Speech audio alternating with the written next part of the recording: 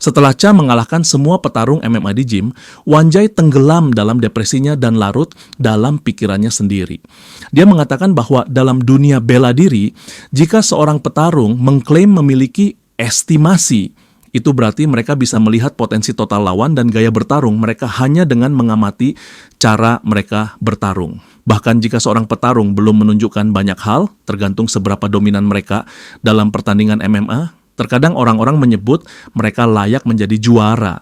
Petarung MMA yang dianggap layak menjadi juara bisa jadi adalah seseorang yang memiliki keunggulan fisik luar biasa dan kemampuan pukulan di atas rata-rata manusia normal, seperti Francis Ngannou yang bermain di Professional Fighters League. Atau bisa juga seorang petarung dengan durasi pertarungan yang singkat serta memiliki kemampuan gulat dan grappling yang luar biasa, seperti Khamzat Chimaev, juara nasional MMA Swedia 3 kali. Dalam hal ini, Wanjai memiliki estimasi tentang siapa yang bisa menjadi juara di Korean RFC, dan orang itu tidak lain adalah Cha Mu-gyel. Wanjai bertanya-tanya bagaimana seorang underdog seperti Cha yang seharusnya hanya mampu bersaing di level nasional bisa tampil begitu luar biasa. Tiba-tiba Wanjai mulai mengakui betapa hebatnya kemampuan tinju Cha. Tetapi karena egonya, dia tidak ingin Cha ada di gymnya. Wanjai berpikir bahwa jika membiarkan Cha melakukan apapun yang dia mau, dia akan mendominasi semua petarung lainnya. Satu-satunya alasan Wanjai berpikir Cha memiliki potensi sebesar ini adalah karena pengalamannya melawan petarung MMA lain. Sebagai seseorang yang telah bertarung melawan banyak petarung dari CSOF maupun WFC, Wanjai yakin tidak ada yang bisa mengalahkan Cha saat ini. Dia tahu bahwa meskipun sulit bagi seorang petarung MMA untuk melampaui estimasi awal, Cha jelas merupakan pengecualian karena dia berbeda dari yang lain. Kilas balik memperlihatkan saat Wanjai pertama kali menyadari seberapa kuat Cha sekarang. Saat Cha mengalahkan anak buahnya dengan mudah, dia sadar bahwa pemula yang dulu pernah dia lawan sudah bukan orang yang sama lagi. Dia juga melihat bahwa teknik striking Cha yang dulu masih kaku, kini semakin halus. Namun yang tidak dia sadari adalah semua itu berkat quest power up yang telah Cha jalani. Wanjai kembali bertanya-tanya bagaimana mungkin seorang rookie berkembang begitu pesat dalam waktu singkat. Dia menyadari bahwa jika perkembangan Cha terus seperti ini, dia akan mengalahkan semua anggota gym sebelum kehabisan stamina. Saat Cha hampir selesai mengalahkan semua orang di gym, Wanjai tahu bahwa gilirannya akan segera tiba. Namun, dia juga tahu bahwa tidak mungkin dia bisa menang melawan Cha dalam pertarungan 1 lawan 1. Jadi jika dia ingin menghentikan welcome match sebelum Cha semakin bersemangat, dia harus mengambil tindakan.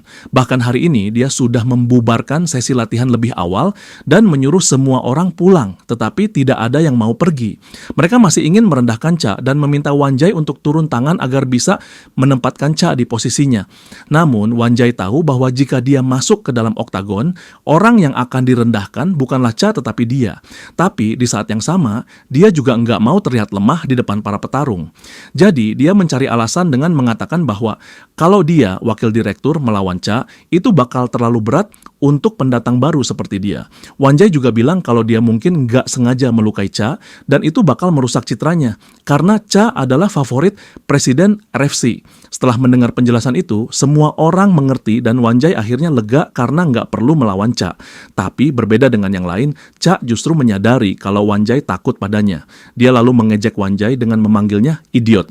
Meski begitu, Wanjai tetap tenang dan seperti anjing setia, dia langsung pergi mengadu kepada tuannya. Wanjai memberitahu Yonggil tentang bagaimana Cha telah mempermalukannya hari ini dan memohon agar dia membantunya memberi pelajaran pada Cha. Yonggil mengatakan kalau dia sudah mendengar tentang kejadian itu dan menyalahkan Wanjai sendiri karena dia yang mencoba mengusik pendatang baru sejak awal. Wanjai terdiam dan kesal pada dirinya sendiri karena takut pada Cha. Dia berpikir lebih baik mati daripada hidup dengan rasa malu seperti ini. Yonggil sadar kalau anjing setianya sedang terpuruk, jadi dia mencoba menyemangatinya. Dia bilang bahwa dia tahu betapa sakitnya kekalahan Wanjai dari Cha di acara Real Fighter. Yonggil juga tahu kalau Cha bakal jadi masalah besar bagi bisnis MMA-nya, jadi dia menyuruh Wanjai untuk membalas dendam di acara MMA yang akan datang.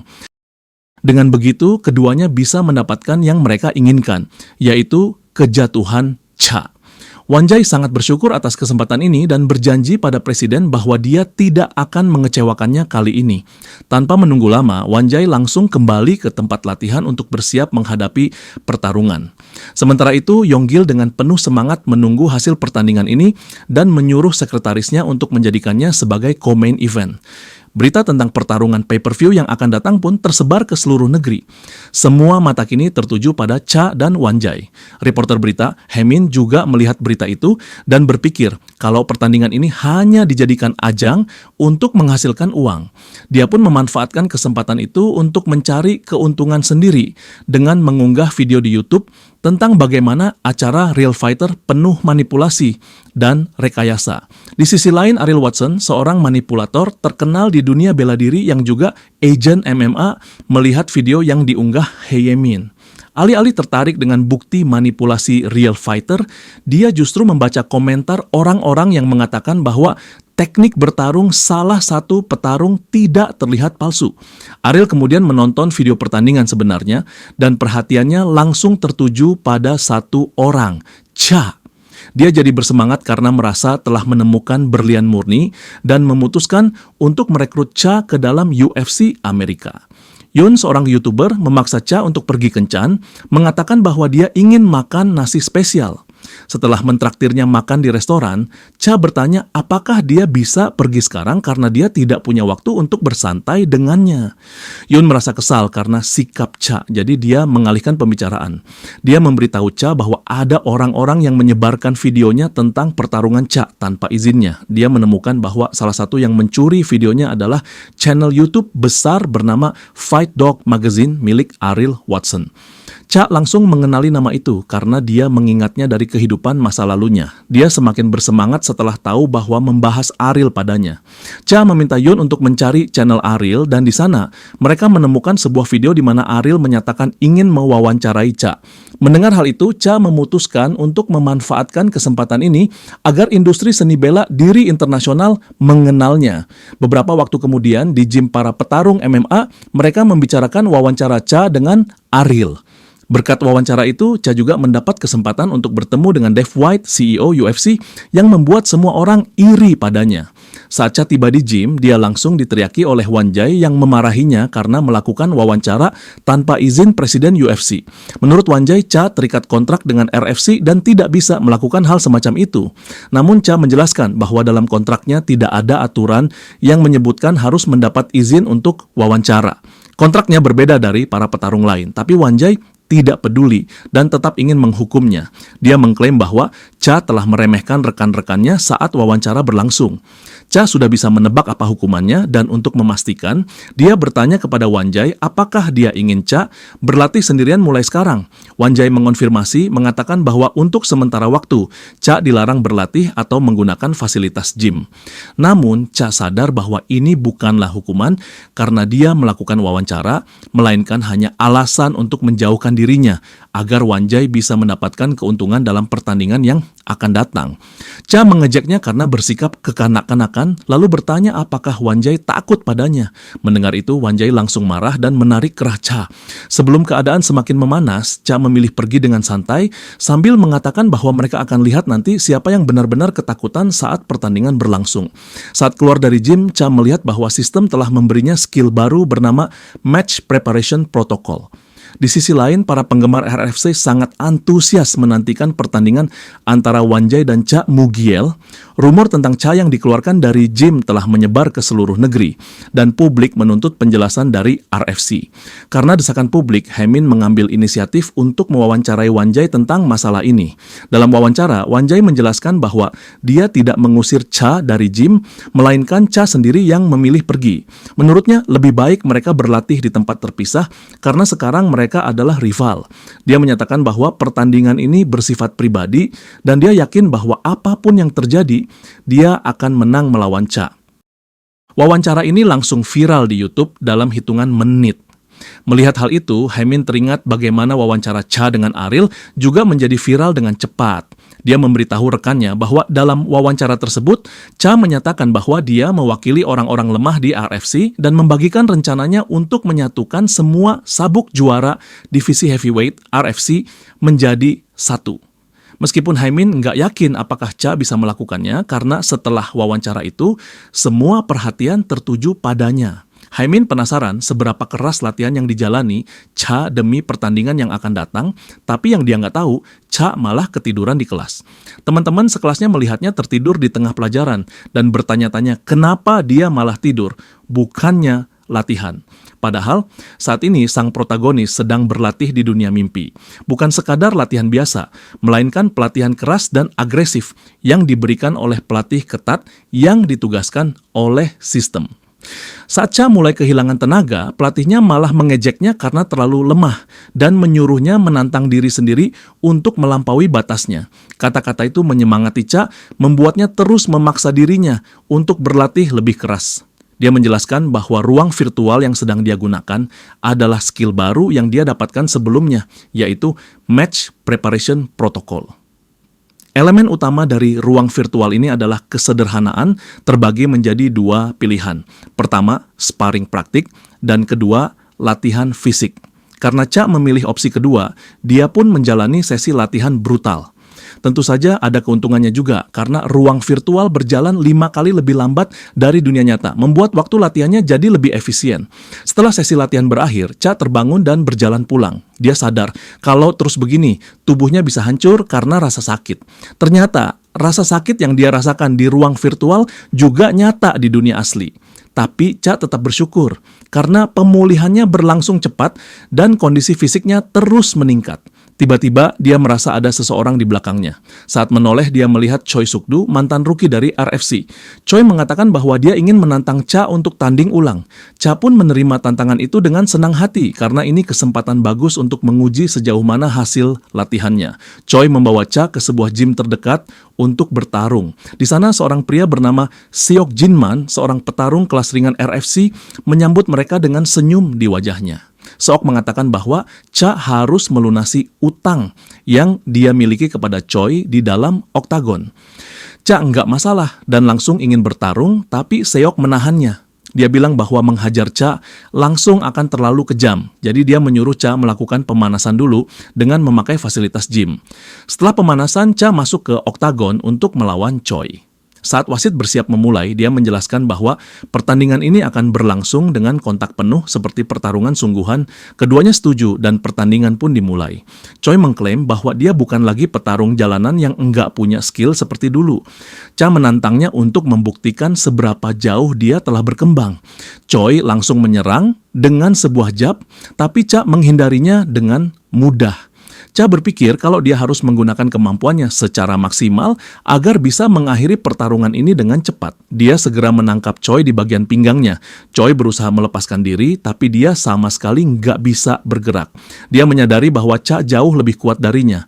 Cha melayangkan tendangan keras ke perut Choi, tetapi tidak mengakhiri pertarungan begitu saja. Sebaliknya, dia mulai menghujani Choi dengan pukulan bertubi-tubi. Choi mengenali gerakan pukulan Cha sebagai flicker jab dan mengakui bahwa Cha memang petarung yang hebat. Choi mulai frustrasi dan mencoba menerjang Cha. Tetapi Cha sudah mengantisipasinya. Dia langsung menangkap Choi dari leher, membantingnya ke tanah, membuat darah mengalir dari hidung Choi. Kemudian Cha menggunakan teknik submission pada Choi, sebuah kuncian yang disebut naked choke. Melihat itu, Seok sadar bahwa Choi tidak punya peluang menang. Namun sebelum Choi bisa menyerah, Cha melepaskannya dari kuncian, dia masih ingin mempermainkannya. Choi bertanya apa yang sebenarnya dilakukan Cha, dan Cha menjawab bahwa dia hanya ingin memberi Choi kesempatan kedua untuk membalas dendam yang sudah lama dia inginkan. Choi merasa dipermainkan dan semakin marah. Tanpa berpikir panjang, dia menyerang Cha dengan pukulan bertubi-tubi, tetapi Cha dengan mudah menghindari semuanya. Ketika bel berbunyi, Cha berbalik untuk mengambil napas, namun Choi memanfaatkan kesempatan itu dan melayangkan pukulan curang tepat ke wajahnya. Seok segera turun tangan menanyakan apakah Cha baik-baik saja dan meminta maaf atas tindakan Choi. Menyadari bahwa Choi tidak punya peluang menang, Seok memutuskan untuk menghentikan sesi sparring, tapi Choi menolak. Dia ingin menyelesaikan semuanya di dalam oktagon. Cha sebenarnya tidak ingin melanjutkan pertarungan ini, tetapi Choi tidak bisa membiarkan dia menyerah begitu saja, karena itu akan sangat memalukan baginya. Jadi, Cha menyuruh Choi menyelesaikan apa yang sudah dia mulai. Pertarungan dimulai kembali. Dengan penuh kemarahan, Choi kembali menyerang, berusaha mati-matian untuk mendaratkan satu pukulan saja. Namun, seperti sebelumnya, Cha menghindari semua serangan, melancarkan serangan balik, dan kembali menghantam perut Choi dengan pukulan telak. Choi kembali batuk darah. Sebelum dia bisa berdiri dengan benar, Cha melayangkan uppercut keras ke rahangnya. Namun, dia belum selesai. Saat Choi hampir kehilangan kesadaran, Cha menahannya dan kembali menghajarnya, melemparnya ke seluruh sudut oktagon seperti mainan. Cha lalu melayangkan tendangan mematikan ke leher Choi, memaksa Seok menghentikan pertarungan karena jika terus berlanjut, Choi bisa mati atau bahkan lumpuh. Di sisi lain, Wan-jae yang diam-diam menyaksikan pertarungan itu menyadari bahwa Choi telah kalah dari Cha. Ternyata dia adalah dalang di balik semua ini. Dia melihat bahwa Cha semakin kuat setiap harinya dan mulai curiga bahwa Cha menggunakan doping karena menurutnya tidak mungkin seseorang bisa sekuat itu dalam waktu singkat. Namun, tanpa bukti, dia tidak bisa berbuat apa-apa. Jadi dia memutuskan untuk menjatuhkan reputasi Cha dengan cara lain dengan mengunggah video ke YouTube hanya menampilkan momen saat Cha menghajar Choi tanpa ampun. Melihat video itu, para penonton mulai berpikir bahwa Cha sudah kelewat batas dan terlalu brutal. Mereka mulai menyebutnya sombong, tapi beberapa penonton justru mendukung Cha, senang melihat gangster gendut itu dipukuli. Namun ada juga yang menganggap Cha tidak jauh berbeda dari gangster karena bertarung seperti preman jalanan. Melihat komentar di video itu, Wan-jae berpikir bahwa publik mungkin akhirnya berbalik mendukungnya. Dia yakin dukungan itu akan membawanya pada kemenangan di pertandingan mendatang. Saat sedang tersenyum, membayangkan dirinya mengalahkan Cha, anak buahnya mengirim pesan, mengabarkan ada masalah. Seseorang telah mengunggah video lain di YouTube. Wan-jae mengklik tautan yang dikirim dan melihat bahwa itu adalah versi lengkap dari pertarungan Cha dan Choi. Dalam video itu terungkap bahwa Cha hanya menjadi agresif karena Choi menggunakan cara curang lebih dulu. Cha melihat video yang diunggah Wan-jae dan membaca komentar di mana orang-orang mulai berbalik menentangnya.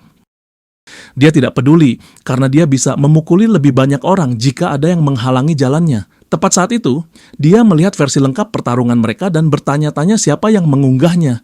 Dia mencoba mengingat siapa yang ada di sana, dan teringat seseorang yang menemuinya di luar gym setelah pertarungan. Seok saat itu meminta maaf atas nama Choi dan mengakui Cha sebagai petarung MMA yang hebat. Tak lama setelah itu, dua anak mendekati Cha, mengaku sebagai penggemarnya dan memujinya karena berhasil mengalahkan Choi. Tapi Cha tidak suka punya penggemar anak-anak. Dia bilang seharusnya mereka membaca komik atau webtoon, bukan menonton pertarungan MMA. Namun, anak-anak itu menolak pergi kecuali Cha memberi mereka tanda tangan. Akhirnya Cha memberi mereka tanda tangan dan berpesan agar mereka tidak tumbuh menjadi seperti Choi si gangster gendut. Kembali ke masa sekarang, Cha melihat komentar di video versi lengkap dan menyadari bahwa orang-orang sekarang mengerti alasan dia marah pada Choi. Dia sadar bahwa dua anak tadi pasti yang merekam video itu secara diam-diam dan dia merasa bersyukur karenanya. Cha pun berpikir akan memberi mereka layanan spesial jika bertemu lagi. Sebuah konferensi RFC digelar untuk membahas pertandingan antara Cha dan Wan-jae. Haiman datang dan melihat banyak reporter internasional. Dia menyadari bahwa mereka ada di sana karena pengaruh Ariel Watson, juga karena video terbaru tentang pertarungan Cha dan Choi. Seorang jurnalis Inggris bernama John Shelby berdiri dan bertanya kepada Cha tentang video yang viral. Cha menjawab dengan bahasa Inggris yang fasih, mengatakan bahwa video pertama yang diedit hanya diunggah untuk menggoyahkan mentalnya sebelum pertandingannya melawan Wan-jae. Namun, dia bersyukur karena itu tidak berhasil. Shelby bertanya apakah Cha peduli dengan penggemarnya karena dia mengetahui bahwa Cha pernah memberi tanda tangan kepada dua anak kecil. Cha mengakui bahwa itu pertama kalinya dia memberi tanda tangan dan dia bangga memiliki penggemar yang mengidolakan dirinya. Wan-jae mulai merasa iri melihat betapa bagusnya Cha dalam bahasa Inggris, tapi dia tidak peduli. Baginya, semuanya akan menjadi miliknya setelah dia mengalahkan Cha di oktagon. Para jurnalis terus mengajukan pertanyaan kepada Cha, membuat Wan-jae semakin kesal karena tidak ada yang peduli dengan kehadirannya. Kesal, dia mengambil mikrofon dan bertanya mengapa mereka malah membahas hal lain daripada membahas pertandingan yang akan datang. Dia pun mengumumkan bahwa dia akan menang melawan Cha, tapi tidak ada yang peduli dan semua orang mengabaikannya. Cha menjelaskan kepada Wanjai bahwa dia diabaikan karena semua orang sudah tahu siapa yang akan menang. Dia lalu mengambil mikrofon dan mengingatkan semua orang tentang pertandingan mereka sebelumnya, di mana dia pernah mengalahkan Wanjai. Cha pun mengklaim bahwa hasilnya akan sama seperti dulu.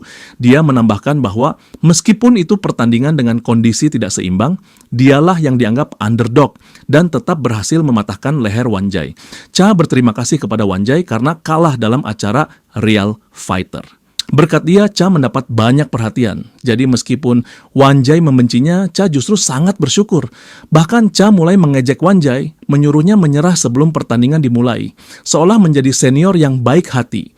Wanjai kehilangan kesabaran dan mencoba membalas dengan tinjunya, tapi para penjaga menghentikannya dan memintanya duduk kembali. Para penonton yang menonton secara langsung terhibur melihat betapa marahnya Wanjai. Mereka berharap pertarungan ini semakin panas. Acara pay-per-view segera dimulai dan Hamin juga datang untuk melihat pertarungan antara Cha dan Wanjai. Dia melihat tempat itu penuh sesak, lalu berkomentar bahwa tiket acara ini bahkan sudah ludes terjual sebelum pre-sale dimulai. Kerumunan semakin heboh ketika announcer akhirnya mengumumkan pertandingan co-main event memanggil petarung profesional berusia 18 tahun, Cham Mufial. Cha berjalan menuju oktagon ditemani pelatihnya Jinsu yang bertanya apakah dia merasa gugup. Cha mengklaim bahwa dia baik-baik saja dan meyakinkan Jinsu bahwa dia tidak perlu khawatir lagi. Dia sangat percaya diri akan menang. Kini satu-satunya hal yang harus dilakukan adalah menghajar Wanjai habis-habisan. Begitu wasit memulai pertandingan, Cha langsung berlari ke arah Wanjai berusaha mendaratkan pukulan pertama. Wanjai menjaga jarak untuk menghindari pukulan ke wajahnya, jadi Cha sadar bahwa dia harus mendekat sedikit. Wanjai yang sudah memperkirakan itu langsung melayangkan pukulan tepat ke wajah Cha, kemudian dengan cepat menarik diri untuk menjaga jarak. Cha masih terus maju ke arahnya, tetapi kembali terkena pukulan. Wanjai menjelaskan bahwa Cha terus dipukul karena dia memiliki jangkauan yang lebih pendek. Untuk memanfaatkan hal itu, Wanjai hanya perlu menjaga jarak yang cukup dan memblokir serangan Cha setiap kali dia mendekat. Wanjai tahu bahwa Cha bertarung dengan gaya agresif, jadi dia harus tetap tenang. Dengan gerakan tipuan, Wanjai berhasil melayangkan pukulan lagi dan berusaha memancing Cha untuk menendangnya. Rencananya dia akan menangkap kaki Cha begitu dia mencoba menendang dan mendapatkan posisi yang lebih menguntungkan. Namun Cha tetap memutuskan untuk menendang, mengetahui bahwa Wanjai mungkin sudah menebaknya. Sayangnya Wanjai gagal menangkap kakinya dan terkena tendangan keras di perut. Tendangan Cha jauh lebih kuat dari sebelumnya hingga sulit untuk ditahan. Wanjai mencoba kembali menjaga jarak, tapi kali ini dia terpojok ke pagar oktagon dan Cha langsung melancarkan tendangan tengah yang lebih kuat. Menyadari bahwa tendangan Cha terlalu cepat, Wanjai dengan cepat bergerak menjauh karena dia tidak bisa menerima serangan lain. Pelatihnya berteriak menyuruhnya bertahan setidaknya sampai ronde ini selesai. Tapi Wanjai merasa itu bukan tugas yang mudah lagi. Cha kembali menyerang, jadi Wanjai buru-buru memblokir perutnya mengira akan ada tendangan tengah lagi. Namun, kali ini Cha malah menyerang dengan tendangan rendah ke betis, mengenainya dengan sempurna dan mengguncang keseimbangannya. Melihat kesempatan itu, Cha langsung melayangkan tendangan tengah lainnya, membuat Wanjai terlihat mulai mencapai batasnya. Jinsu bersorak untuk Cha dan menyuruhnya terus menendang Wanjai. Penonton juga ikut mendukung Cha, jadi dia terus melayangkan tendangan ke kaki dan perut Wanjai. Sayangnya bagi Wanjai, dia tidak bisa membedakan mana tendangan rendah dan mana tendangan tengah, jadi dia hanya mencoba bertahan sampai ronde berakhir dan menerima semua serangan secara langsung.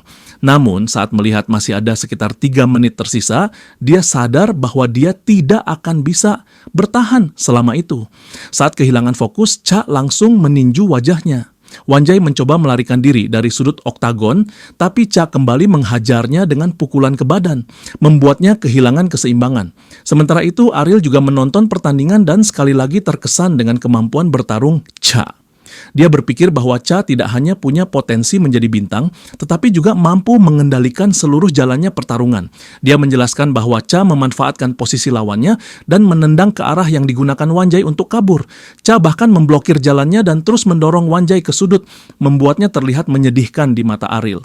Cha lalu melancarkan rentetan pukulan brutal, bahkan tidak memberi kesempatan bagi Wanjai untuk berdiri tegak, apalagi membalas serangannya. Pelatih Wanjai mengingatkannya untuk menjaga jarak, tapi dia sudah sudah tidak bisa berpikir jernih. Cha melayangkan pukulan cepat dari tangan depannya membuat hidung Wanjai berdarah. Tidak mau kalah, Wanjai menggunakan semua tenaganya untuk menarik Cha ke sudut oktagon. Namun, dia bahkan tidak mampu membuat Cha bergerak sedikit pun, membuat Cha kecewa padanya. Cha langsung membalas kuncian itu dengan tekniknya sendiri, melakukan German suplex dan menjatuhkan Wanjai ke lantai. Dengan Wanjai terkapar, Cha langsung naik ke posisi mount dan bersiap melancarkan serangan lagi. Wanjai yang putus asa mencoba mengunci lengan Cha sebagai usaha terakhirnya. Dia yakin telah menangkap Cha dalam kuncian submission. Namun, Cha menunjukkan kekuatannya. Dia mengangkat Wanjai dengan satu tangan dan membantingnya ke lantai. Meskipun Wanjai adalah salah satu petarung top di RFC, dia kini dihajar habis-habisan oleh seorang rookie. Dulu di masa jayanya, kemampuannya diakui banyak orang, bahkan dia pernah bertanding untuk merebut gelar juara. Bahkan sekarang, dia masih dianggap sebagai petarung veteran yang disegani. Namun, situasi ini sulit dia terima. Sulit percaya bahwa dirinya sedang dihajar habis-habisan dan dibanting ke tanah oleh anak SMA yang baru saja menjadi petarung. Tapi dia tidak mau kalah begitu saja dan tetap mencoba mengunci lengan Cha lagi. Namun Cha kembali mengangkatnya dan membantingnya ke lantai dengan sekuat tenaga. Seluruh penonton terkejut melihat betapa luar biasa kekuatan Cha. Kali ini Wanjai akhirnya melepaskan tangannya. Cha pun mengakhiri pertarungan dengan pukulan telak ke wajah Wanjai, menyelesaikannya dengan penuh gaya. Wanjai tampak tak sadarkan diri, tetapi Cha belum berhenti. Dia terus menghantamnya dengan pukulan tanpa ampun. Wasit akhirnya turun tangan dan menghentikan pertarungan, mengumumkan Cha sebagai pemenang. Saat Cha keluar dari oktagon dengan penuh kebanggaan, para komentator masih bertanya-tanya bagaimana mungkin debut seorang anak 18 tahun di MMA berakhir dengan pertarungan sepihak seperti ini. Di antara penonton, ayah Cha terlihat terpana, tidak percaya, melihat betapa kuat dan kejamnya putranya sekarang. Orang-orang di sekitarnya memujinya karena telah membesarkan anak yang baik, lalu bertepuk tangan bersama. Komentator mendatangi Cha dan menanyakan perasaannya setelah memenangkan debutnya. Cha menjawab bahwa dia tidak terlalu senang dengan kemenangan ini dan berterima kasih kepada pelatihnya Jinsu karena telah membantunya mempersiapkan diri. Dia mengungkapkan bahwa Jinsu lah yang mengajarinya cara menendang dari nol dan mengakui bahwa tanpa Jinsu pertandingan ini akan jauh lebih sulit baginya. Cha kemudian menambahkan satu hal lagi. Dia ingin membantu mereka yang lemah dan tersisih serta berharap bisa menjadi harapan dan motivasi bagi mereka yang merasa rendah diri. Dia mengatakan kepada semua orang bahwa dia berharap mereka dapat menemukan bantuan dan tempat bersandar dari orang-orang di sekitar mereka, seperti bagaimana dia bisa mengandalkan ayahnya sendiri. Dia menyebutkan bahwa ayahnya selalu mendukung dan mempercayainya sejak awal saat dia memutuskan untuk masuk ke industri ini, dan dia akan selamanya bersyukur untuk itu. Mendengar kata-kata itu, ayah Cha berkaca-kaca, bangga memiliki anak seperti dia. Setelah menyampaikan rasa terima kasihnya, Cha mengatakan bahwa dia punya pengumuman penting sambil menatap Presiden Yonggil dan sang juara Dajian. Dajian langsung menyadari bahwa Cha akan menantangnya bertarung, jadi dia berdiri dan mengatakan bahwa dia sudah memiliki jadwal pertandingan melawan Jun Seok, petarung peringkat kedua. Dia menyuruh Cha untuk tetap di jalurnya dan menunggu gilirannya dengan sabar. Namun Cha tersenyum santai dan mengatakan bahwa dia tahu para penonton mendukungnya dan mereka adalah pihak yang sebenarnya mengendalikan RFC. Jika para penonton menginginkan pertandingan antara dirinya dan Dajian, maka pertarungan itu harus terjadi. Cha mencoba memprovokasi Dajian, mengatakan bahwa kemenangan Dajian di acara Real Fighter sebelumnya hanya terjadi karena lawannya tidak dalam kondisi prima. Yonggil melihat Dajian mulai terpancing, jadi dia segera menghentikannya sebelum Dajian menerima tantangan Cha dan mengalihkan acara ke tahap berikutnya. Setelah acara berakhir, Yonggil merasa lega karena berhasil menyelamatkan dirinya dan Dajian dari rasa malu. Sekretaris Yonggil berpendapat bahwa mereka sebaiknya tidak lagi memberikan Cha kesempatan untuk menantang petarung lain. Yonggil setuju karena jika Cha berhasil mengalahkan Dajian, hierarki RFC bisa runtuh. Namun, di sisi lain, Cha adalah petarung yang mendatangkan pendapatan terbesar bagi RFC. Jadi Yonggil memutuskan untuk memastikan Cha kalah di pertandingan mendatang agar para penonton tidak lagi menganggapnya sebagai bintang utama. Yonggil lalu mengungkapkan bahwa saat Cha menandatangani kontrak, dia mengajukan 2 syarat. Pertama, dia ingin keluar dari RFC setelah menjalani 9 pertandingan. Kedua, dia meminta 70% dari pendapatan selama 9 pertandingannya. Namun, dia juga berjanji bahwa jika dia kalah 1 kali saja, maka Yonggil bebas melakukan apapun terhadap pendapatannya. Karena itulah Yonggil ingin memastikan Cha kalah dan dia mulai mencari lawan yang sempurna untuk mengalahkannya sekali dan untuk selamanya. Keesokan paginya, Cha kembali ke gym setelah masa percobaannya berakhir. Karena tahu bahwa bawahan Yong membencinya, dia memutuskan untuk berlatih sendirian. 4 petarung MMA mendekatinya dari belakang, membuat Cha mengira mereka ingin mencari masalah. Namun, mereka menjelaskan bahwa mereka hanya ingin berlatih bersama Cha. Mereka bahkan memuji Cha karena tampil luar biasa saat bertarung melawan Wanjai dan meminta Cha mengajari mereka teknik counter attack. Mereka meyakinkan Cha bahwa mereka tidak memiliki niat buruk dan tidak memiliki pemikiran yang sama seperti Wanjai. Mereka datang ke gym hanya untuk menjadi lebih kuat dan meminta Cha untuk membantu mereka berkembang. Akhirnya Cha setuju dan menyuruh mereka masuk ke oktagon untuk latihan langsung. Di rumahnya, Cha melihat bahwa dia telah mengumpulkan 1.120 poin dan skill tinjunya sudah mencapai peringkat E+. Namun skill lainnya seperti gulat, jiu-jitsu, dan kickboxing masih di peringkat D+. Dia ingin meningkatkan kemampuannya, tapi butuh 500 poin untuk menaikkan satu skill ke peringkat C. Karena itu, dia memutuskan untuk hanya meningkatkan 2 skill untuk sementara. Tapi dia bingung skill mana yang harus diprioritaskan. Jika dia meningkatkan tendangan dan gulat, dia bisa memberi tekanan lebih pada lawan yang lebih kuat. Jika dia meningkatkan kickboxing dan jiu-jitsu, dia bisa menjadi petarung hybrid. Namun, jika dia fokus pada gulat dan jiu-jitsu, dia bisa menguasai pertarungan darat sepenuhnya. Cha mulai mempertimbangkan pilihan terbaik. Dia tahu bahwa dulu Brazilian Jiu-Jitsu adalah teknik MMA terkuat dan seorang petarung bernama Royce Gracie berhasil mendominasi di awal perkembangan MMA. Namun setelah itu generasi pegulat muncul dan pegulat seperti Daniel Cormier serta Chris Weidman berhasil mencapai puncak. Bahkan sekarang, gulat adalah skill dasar yang wajib dimiliki dalam dunia MMA. Akhirnya Cha memutuskan untuk meningkatkan kemampuan gulatnya ke peringkat C dan menyisakan 600 poin untuk keadaan darurat. Tak lama kemudian, Jinsu meneleponnya dan memberitahu bahwa RFC telah mengirim tawaran untuk pertandingan Cha berikutnya. Cha bertanya siapa lawannya kali ini. Jinsu mengungkapkan bahwa lawannya adalah Ibrahim Makhmudov, adik dari Islam Makhmudov, orang yang membuat Cha lumpuh di kehidupan sebelumnya. Cha semakin bersemangat karena ini adalah kesempatan baginya untuk membalas dendam dengan mengalahkan Ibrahim terlebih dahulu. Sementara itu, pertandingan utama antara Dajian dan Jun Seok dimulai.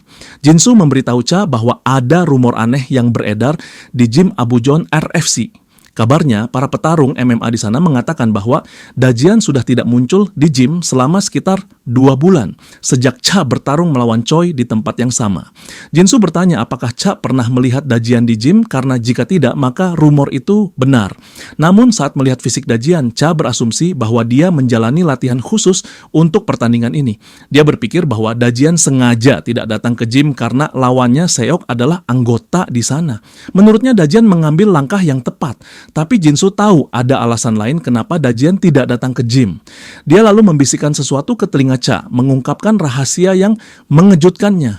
Dia mengungkapkan bahwa Dajian mengalami patah tulang rusuk setelah ditendang oleh Cha dalam pertandingan Real Fighter. Namun cedera itu baru diketahui terlambat. Karena patah tulang itu, Dajian tidak bisa bertanding di laga lain, tapi meski masih cedera, dia tetap bertarung hari ini. Dia kagum melihat Dajian bertarung demi harga dirinya, tapi Jinsu berpikir sebaliknya. Menurutnya, Dajian hanya setuju bertanding karena menganggap Jun Seok lebih lemah darinya. Ternyata dia benar, karena Dajian dengan mudah menang dan merebut kembali gelarnya sebagai juara RFC. Para komentator bertanya-tanya apakah ada seseorang yang bisa mengalahkan Dajian, karena bahkan Jun Seok yang memiliki 5 kemenangan beruntun tidak bisa berbuat apa-apa melawan sang juara. Dajian mengambil mikrofon untuk menyampaikan pidato kemenangannya. Dia mengucapkan terima kasih kepada semua orang yang telah memberi selamat padanya. Dia mengatakan bahwa untuk melawan Jun Seok, yang dikenal memiliki pukulan dan insting jarak yang luar biasa, dia harus berlatih keras untuk mengantisipasinya. Setelah melihat rekor 5 kemenangan beruntun Jun, Dajian menyadari bahwa dia harus lebih siap. Itulah sebabnya dia berlatih sangat keras. Dia menganggap memalukan bahwa masih ada petarung yang menantangnya tanpa memahami kemampuan mereka sendiri. Tentu saja Dajian sedang membicarakan Cha. Dia menatap Cha secara langsung dan mengatakan bahwa pertandingan perebutan gelar hanya diperuntukkan bagi mereka yang cukup layak dan kompeten. Menurutnya tidak semua orang bisa berdiri di ring melawannya. Seorang penantang harus menghadapi rintangan daripada hanya melenggang begitu saja ke dalam pertandingan gelar. Tapi jika ada yang mencoba melakukannya, Dajian berjanji akan menghancurkan mereka tanpa ragu sedikit pun. Di dojo Yonggil, Ibrahim Makhmudov datang berkunjung. Yonggil menjelaskan bahwa dalam dunia bela diri ada petarung yang disebut ranjau darat. Petarung-petarung ini tidak memiliki ciri khas khusus dan peringkat mereka tidak terlalu tinggi, tetapi mereka sangat kuat.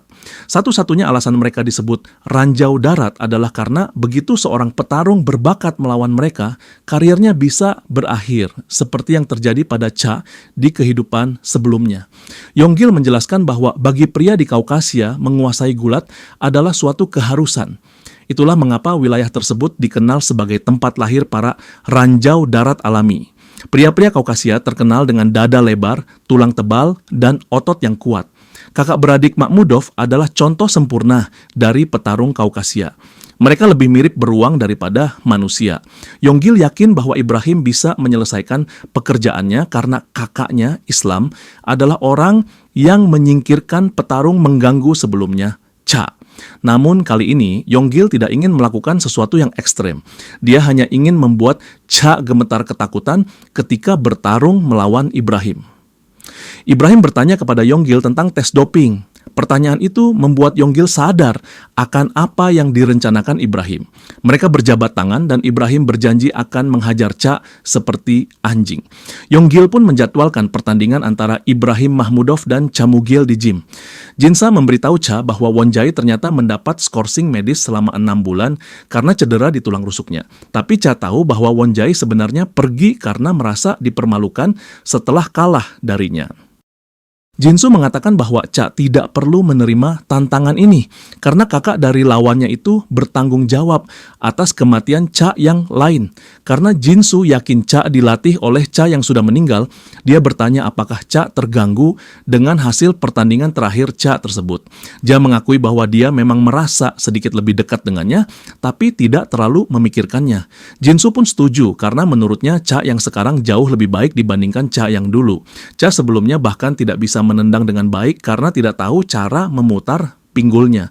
Selain itu, Jinsa menganggap kepribadian Cha yang dulu juga lemah. Cha tidak suka mendengar komentar itu, tapi dia menyembunyikan amarahnya dengan senyum.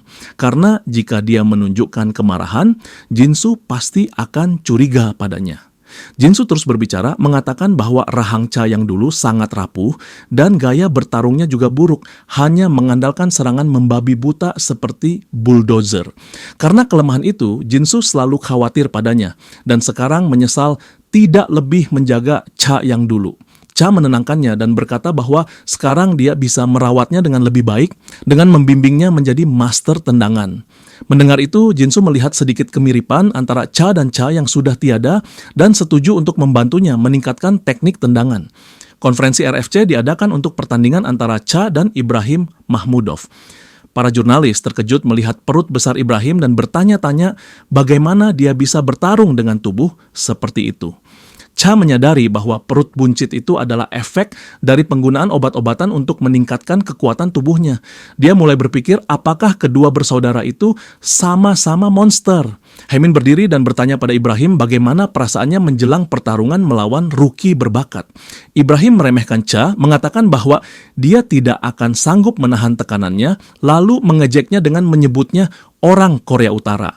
Hemin memperingatkan Ibrahim agar tidak membawa ras ke dalam pembicaraan karena itu hanya merendahkan seorang petarung. Dia lalu bertanya tentang saudara Ibrahim, Islam Makhmudov, dan alasan mengapa dia tidak lagi aktif di dunia MMA setelah pertarungan tinju tanpa sarung tangan yang membuat lawannya lumpuh. Hemin ingin tahu pendapat Ibrahim tentang insiden itu karena lawan yang lumpuh itu memiliki nama yang sama dengan Cha. Namun Ibrahim tidak menunjukkan penyesalan sama sekali. Dia menyebut kelumpuhan Cha yang dulu hanyalah sebuah kecelakaan sial. Menurutnya, siapapun yang naik ke oktagon harus siap bahkan untuk kematian. Dia juga mengatakan bahwa Islam hanya melakukan apa yang harus dilakukan dan tidak peduli jika Cha sekarang memiliki nama yang sama dengan orang yang sudah lumpuh itu. Ibrahim kemudian kembali melontarkan hinaan rasial, mengatakan bahwa orang Korea suka memakai nama yang sama untuk semua orang. Mendengar kata-kata Ibrahim, darah Cha mulai mendidih. Dia mengambil mikrofon dan berkata kepada Ibrahim bahwa dia akan menghancurkan tengkoraknya di oktagon. Tapi Ibrahim malah tertawa, mengatakan bahwa pertandingan ini akan menjadi hari eksekusi bagi Cha sambil mengejek bahwa orang-orang di negaranya sudah terbiasa dengan eksekusi. Lagi-lagi dia salah menyebut Korea Selatan sebagai Korea Utara, tapi Cha mengabaikannya dan malah memanggil Ibrahim dengan kata kasar. Ibrahim yang mendengar itu langsung naik darah dan bergegas menutup mulut Cha. Dia menjatuhkan para penjaga yang menghalanginya dan langsung menyerang Cha.